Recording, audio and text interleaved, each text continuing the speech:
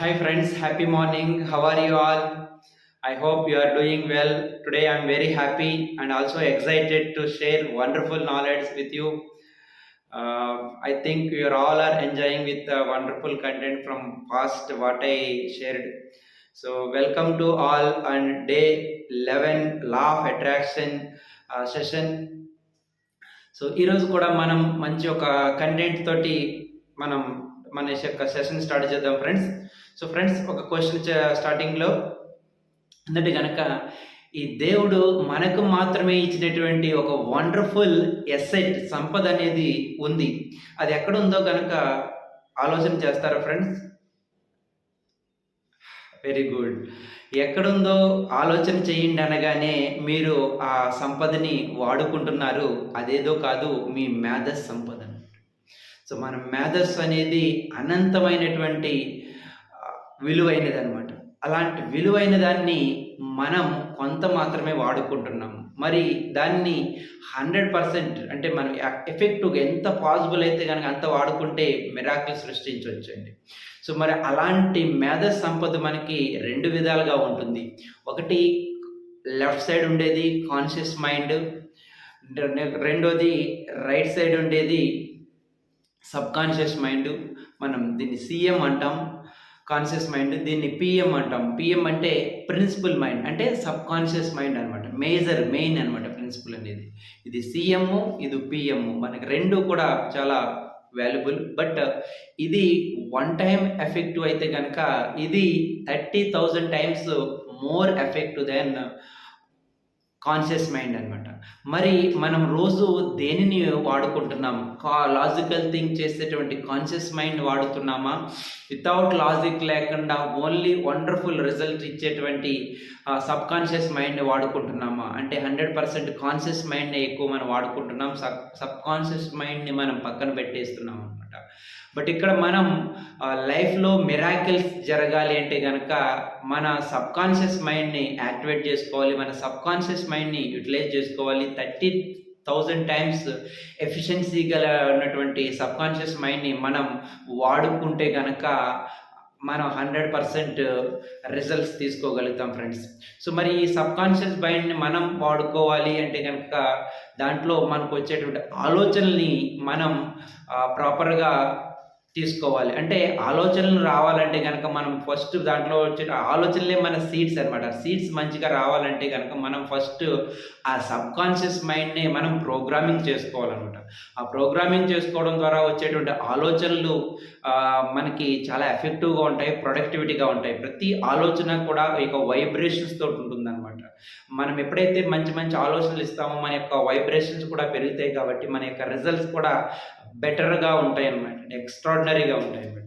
ఈ sub conscious మైండ్లో 4 stages ఉంటాయండి. ఒకటి beta stage, next alpha stage, next theta stage, next delta stage అనమాట. ఈ బీటా స్టేజ్ ఏంటంటే కనుక ముందుగా మనం మార్నింగ్ లేచినప్పటి నుంచి కూడా మన బ్రెయిన్ బీటా స్టేజ్లోనే ఉంటుంది. సో అది ఆల్మోస్ట్ 14 నుంచి 32 సైకిల్స్ పర్ సెకండ్ అనేది థాట్స్ మనకి ఇవ్వడం జరుగుతుంది. మనం ప్రతిరోజు కనుక చూస్తే ఆల్మోస్ట్ 60,000 నుంచి 70,000 వరకు కూడా ఆలోచనలు వస్తూ ఉంటాయి. దాంట్లో 90% థాట్స్ అన్నీ కూడా ఎస్టర్డే థాట్సే ఉంటాయి. అంటే మనకు ప్రజెంట్ థాట్స్ అన్నీ కూడా పాస్ట్ మనం చేసిన దాన్ని ఆలోచనలు బట్టే వస్తూ ఉంటాయి అన్నమాట. వాటిని మనం 100% ట్రైన్ చేసుకోవడం ద్వారా న్యూ వైబ్రేషన్స్ని పొందడం ద్వారా, న్యూ థాట్స్ మనం పొందడం ద్వారా న్యూ రిజల్ట్స్ మనం పొందవచ్చు అనమాట అండి ఫ్యూచర్ కోసం. ఓకే అండి. సో ఈ ప్రజెంట్ మనం ఏదైతే సపోజ్ మనం జాబ్ చేస్తున్నాం, లేదా చదువుకుంటున్నాం, లేదా బయటికి వెళ్తున్నాం, ప్రోగ్రామ్కి వెళ్తున్నాం, ఇవన్నీ కూడా ఏంటంటే మనం బీటా స్టేజ్లో ఉండి చేస్తూ ఉంటాం అనమాట. అందరితో మాట్లాడుతున్నాం, హ్యాపీగా మూవీ చూస్తున్నాం, టీవీ చూస్తున్నాం, ఇవన్నీ కూడా బీటా స్టేజ్లో మనం చేస్తుంటాం. నెక్స్ట్ వచ్చేసరికి ఆల్ఫా స్టేజ్. ఈ ఆల్ఫా స్టేజ్కి వెళ్ళాలంటే కనుక మనం కొంచెం ట్యూన్ చేసుకోవాలి. ఏ విధంగా అంటే మంచి మ్యూజిక్ వినడం ద్వారా మనం ఆల్ఫా స్టేజ్కి వెళ్ళొచ్చు, లేదా మెడిటేషన్ చేయడం ద్వారా ఆల్ఫా స్టేజ్కి వెళ్ళొచ్చు. అలా ఆల్ఫా స్టేజ్కి వెళ్ళడం ద్వారా మన మైండ్లో సబ్ కాన్షియస్ మైండ్ అనేది వర్క్ చేయడం మొదలవుతుంది. క్రియేటివిటీ అనేది పెరుగుతుంది, మనకి దాంతోపాటుగా ప్రొడక్టివిటీ అనేది పెరుగుతుంది. ఆల్ఫా స్టేజ్లో ఉండి మనం గోల్స్ పెట్టుకుంటే 100% రీచ్ అవ్వడానికి కావాల్సినటువంటి ఐడియాస్, ద ప్రాపర్ గైడెన్స్ అనేది మన సబ్కాన్షియస్ మైండ్ అనేది మనకి గైడ్ చేస్తుంది ఫ్రెండ్స్. ఓకే అండి. సో ఆ విధంగా మనకి ఆల్ఫా స్టేజ్ అనేది మిరాకిల్స్ సృష్టించడానికి యూజ్ అయ్యేటువంటి స్టేజ్ అనమాట. ప్రతి ఒక్కరూ కూడా దాంట్లో రీచ్ అవ్వడానికి ఆ స్టేజ్లో మనం ఎఫెక్టివ్గా వర్క్ చేసుకోవడానికి మనం చేసుకోవాలి.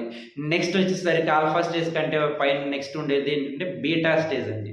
సో ఈ బీటా స్టేజ్ ఆల్మోస్ట్ మనకి 7 to 14 సైకిల్స్ పర్ సెకండ్ అనేది మనకి థాట్స్ అనేది రావడం జరుగుతుంది.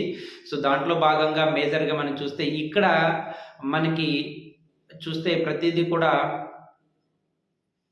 థీటా స్టేజ్లో మనకు చూస్తే కనుక ఈ థీటా స్టేజ్లో ప్రతిదీ కూడా బాగా ప్రొడక్టివిటీ అనేది పెంచుకోవచ్చు. ఆ థీటా స్టేజ్లో మనకి దాన్ని రీచ్ అవ్వాలంటే కనుక ఆల్మోస్ట్ కొంచెం ఇక్కడ కూడా యోగా, మెడిటేషన్, సమ్ ట్రిగ్గరింగ్ చేసుకుంటూ ఉండాలి. ఇలాగా ఇండెక్స్ ఫింగర్ వీటితో కనుక ట్రిగ్గరింగ్ చేస్తూ ఉండడం వల్ల మనం మెడిటేషన్ ద్వారా మనం థీటా స్టేజ్కి రీచ్ అవ్వచ్చు. దాంతోపాటుగా నెక్స్ట్ మన నెంబర్స్ కౌంట్ చేయడం ద్వారా 10 to 9, 9 to 8 అలా నెంబర్స్ కౌంట్ చేయడం కూడా థీటా స్టేజ్కి మనం రీచ్ అవ్వచ్చు అనమాట. సో రీచ్ అవ్వడం ద్వారా ఆల్మోస్ట్ మనం ఆ థీటా స్టేజ్కి వెళ్ళడం ద్వారా ఏమవుతుందంటే కనుక ఆ థీటా స్టేజ్లో ఉన్నటువంటి వ్యక్తిని మనం ఏంటంటే కనుక అడిక్షన్స్ నుంచి రిమూవ్ చేయొచ్చు. ఆల్కహాలిక్ అడిక్షన్స్ నుంచి కూడా మనం వాళ్ళని రిమూవ్ చేయొచ్చు. వాళ్ళకు ఉండేటువంటి ఫ్రస్ట్రేషన్స్ నుంచి కూడా వాళ్ళని రిమూవ్ చేయొచ్చు అనమాట. ఇది ఒక కంప్లీట్ హీలింగ్ అనేది మనకి యూజ్ అవుతుంది అనమాట. ఈవెన్ మనం థీటా స్టేజ్లో ఉన్నప్పుడు పెయిన్ అనేది కూడా మనకి తెలియదు అనమాట. ఓకే. సో నెక్స్ట్ వచ్చేసరికి డెల్టా స్టేజ్ అనమాట. ఈ స్టేజ్ అనేది నెక్స్ట్ హై లెవెల్ అనమాట. ఈ స్టేజ్లో ఆల్మోస్ట్ మనకి థాట్స్ అనేవి జీరో అయిపోతాయి.